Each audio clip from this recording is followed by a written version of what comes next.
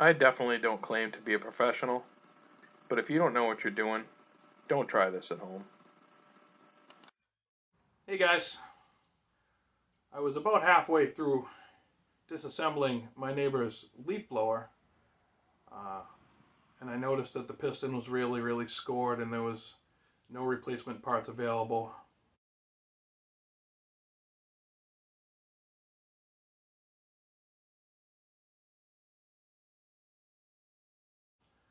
And they just wanted to junk it. So as I was tearing it apart to junk it, I decided to make another video. Unfortunately, this video doesn't start right at the beginning. It starts as the engine was already torn down. But it's a cool little project, and I figured I'd jump on here because I haven't thrown a video out to you in a while. So enjoy this episode. We're going to call this one the Paint Shaker. So we're in the middle of this disassembly. This started out life as a leaf blower. You can see the remnants on the ground there. So I have this engine apart, and as you can see, if we ever focus, the piston is very scored on both sides. So what I decided to do was drill a hole through the top of the piston and tap it so we can put some threaded rod in there. We're going to reassemble this engine, and hopefully we're going to make a paint shaker out of it.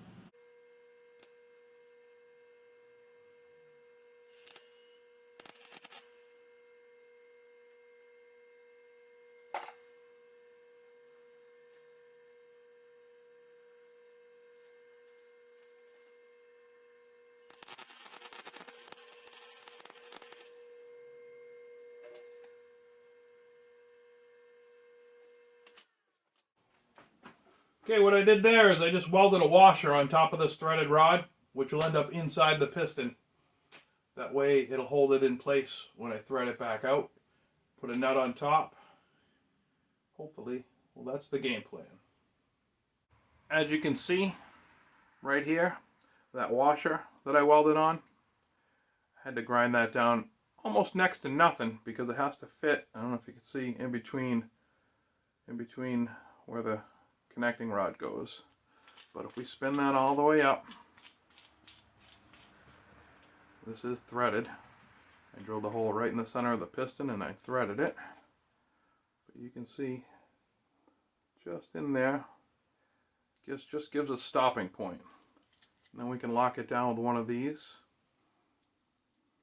and put the engine back together. I got the threaded rod all in the piston. I went and I ground down a nut. We're going to put a spot of the blue Loctite on it and lock it in place. Alright, we're going to try and get this piston and wrist pin back in. Hopefully that goes as smooth as I want it to. Just going to grease up the holes a little bit.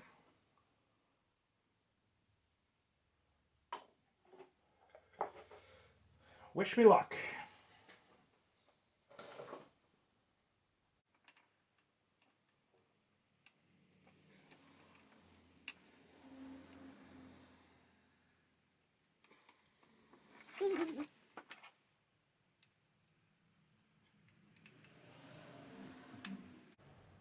We got it in. Good. Good. You can see, just got to push the wrist pin in, put the clips back in.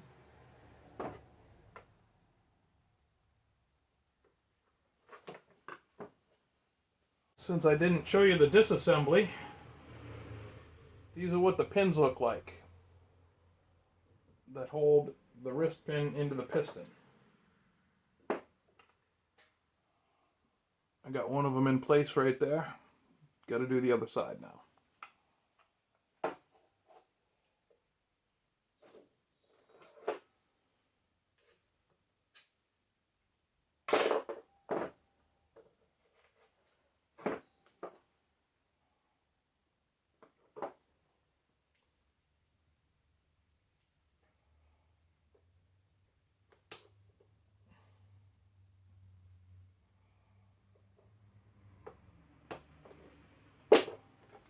Just like that, back together.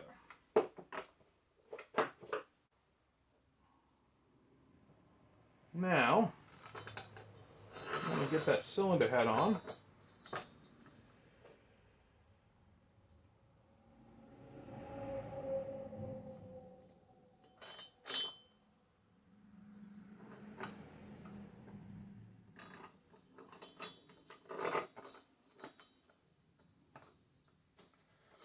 Have to compress the piston rings so it will fit back into the cylinder.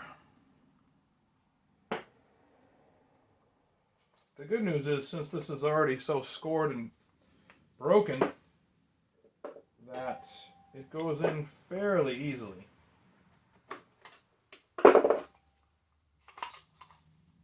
Just like that. And with any luck, once I get this back together, we'll have ourselves a paint shaker.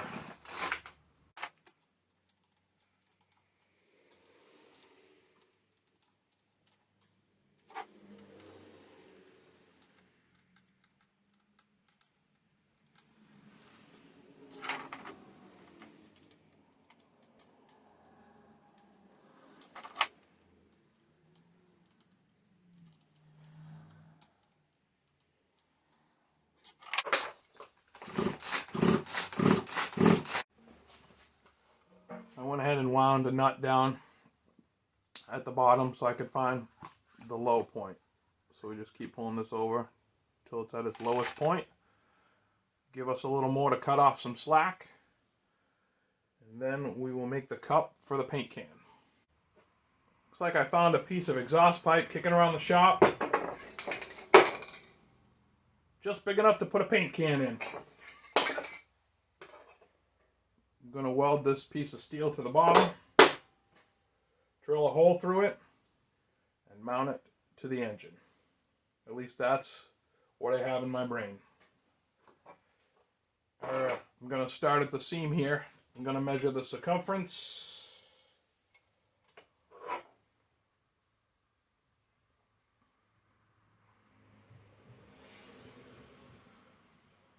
Looks like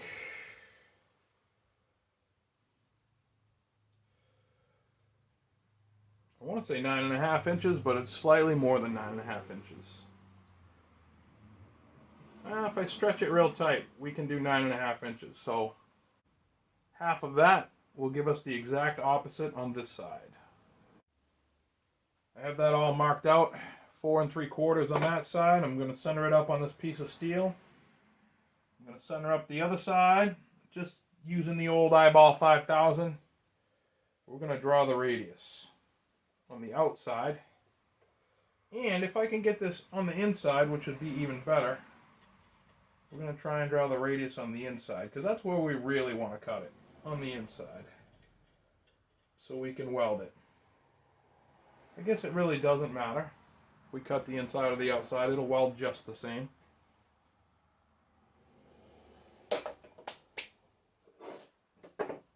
And there you have it.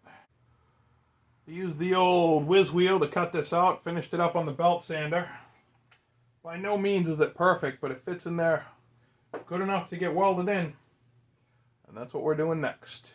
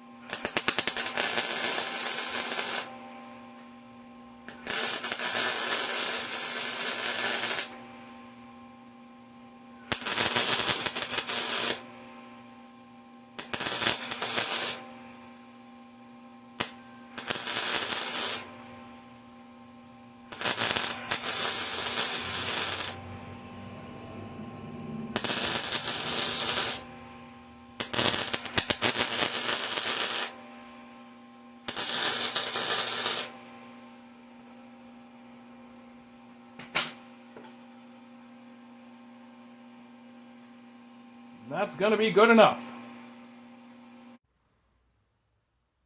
So I'm using the red thread locker for the bottom nut, the one that's closest to the cylinder, because I don't want that one to move.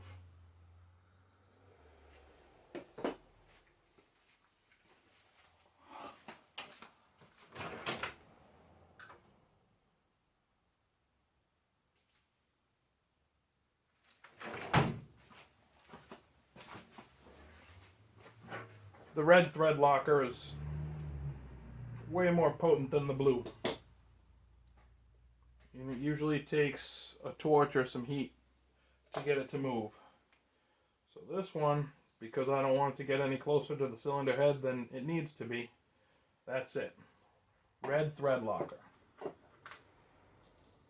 Then, for the top one, I'm going to use blue thread locker, just in case it needs to come off in the future.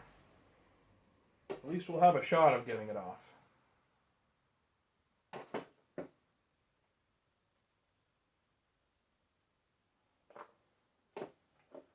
As you can see, I've marked and drilled the center hole to bolt through.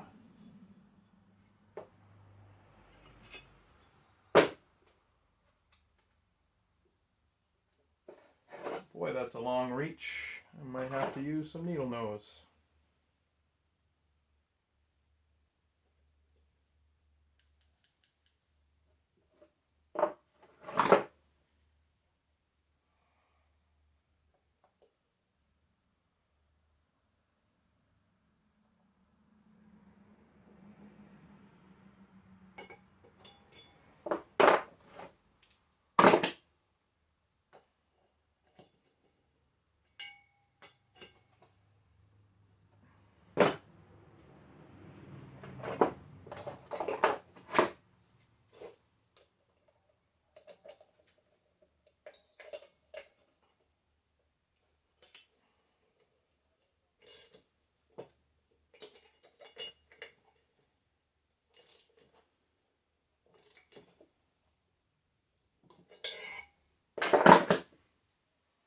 Alright, that's bolted on. Looks like we have almost.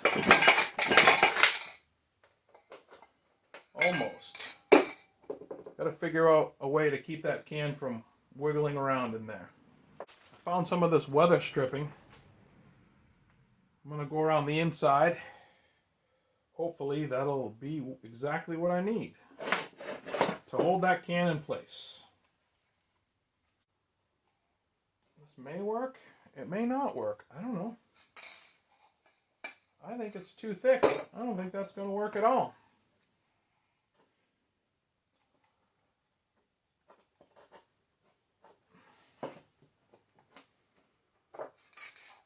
Maybe if I had some thinner stuff. This stuff is way too thick.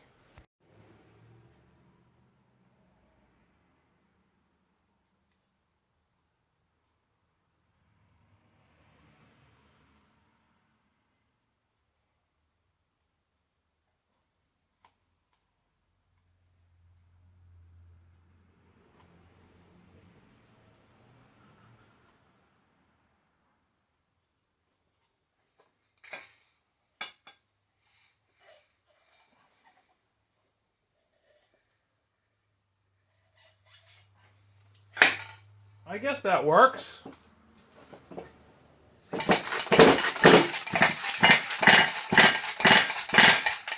I like it. I like it. Now we got to figure out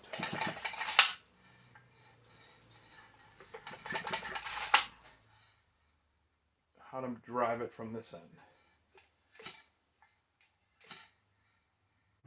We're going to put the factory nut back on the crankshaft here using our good old buddy, the thread locker red, because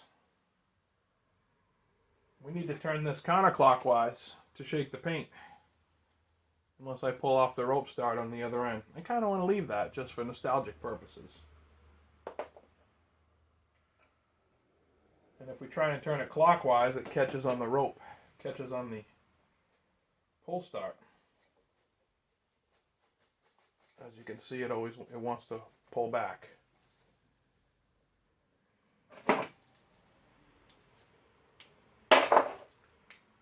So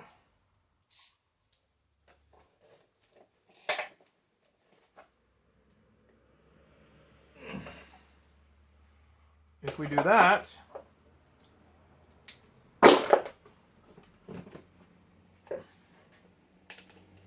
and we get some sort of electric motor or drill attachment,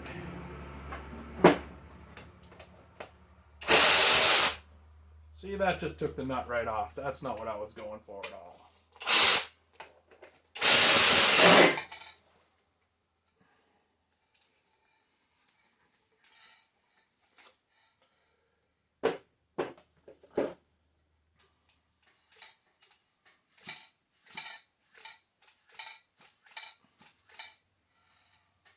Maybe I could put a tack weld on it. That would be a good idea, a little tack weld on the nut.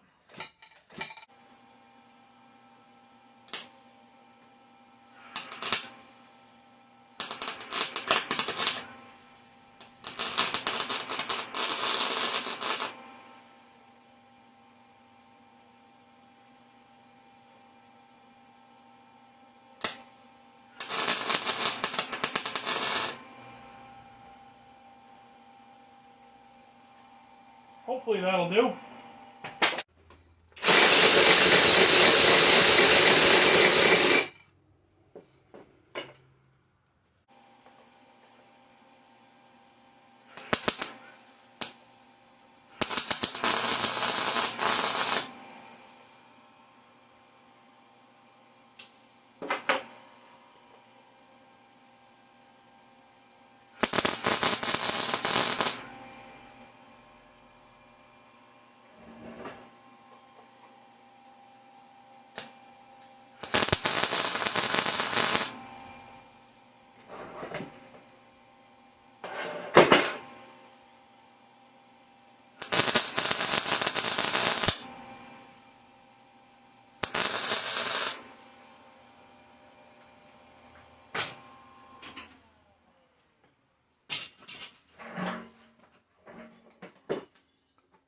I bent up some mild steel to do a quick little bolt-on stand for it.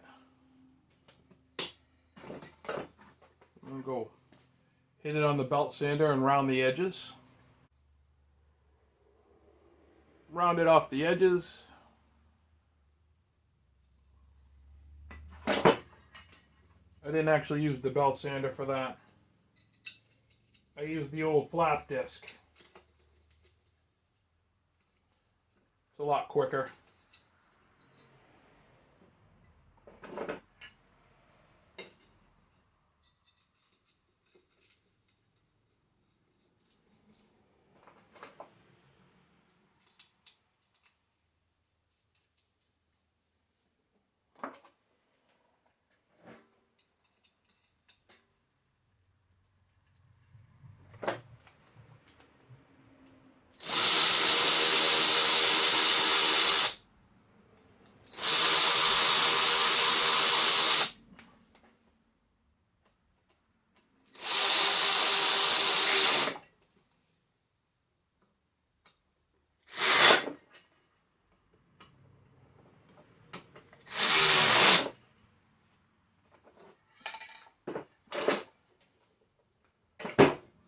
And there you have it.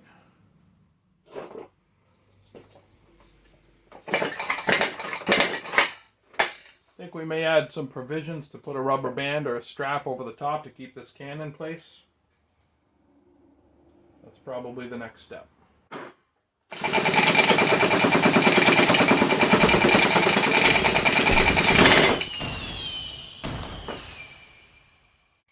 Now that I'm all done shaking it up, I gave the new stand a quick coat of paint, as well as the shaker cup.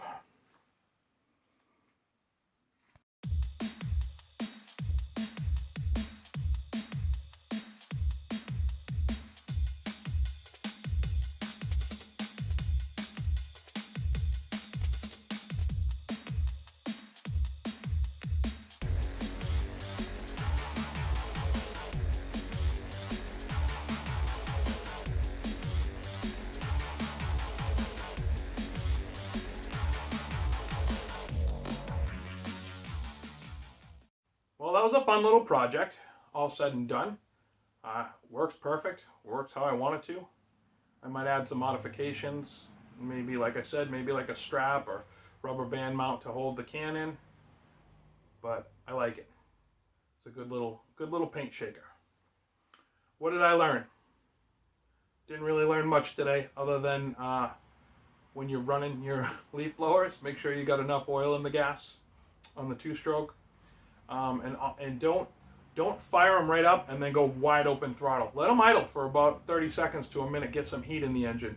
That causes a lot of premature failure in the two-stroke engines. People just fire them up and go right for it. The cylinder and the piston expand at different speeds sometimes depending on the metals they're made of, and it causes some havoc. So that's what I learned. Don't ruin your equipment, and then I don't have to cut it up and make paint shakers. Have a good one, everybody.